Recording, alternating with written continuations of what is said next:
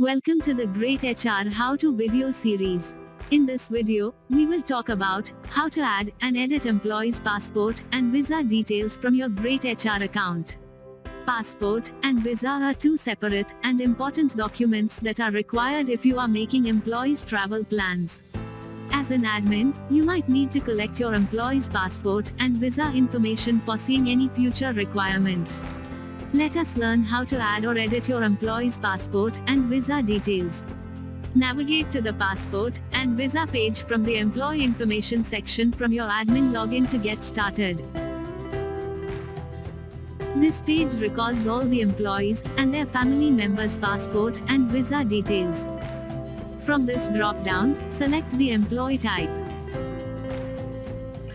Now, search for the employee whose details need to be updated, and click on Add.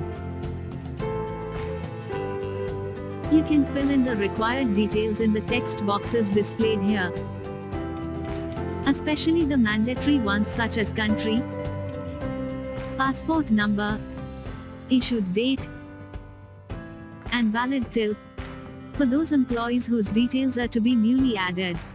Once done, click Save. To add the visa details, click on Add, fill in the relevant data in the text boxes, and save the details.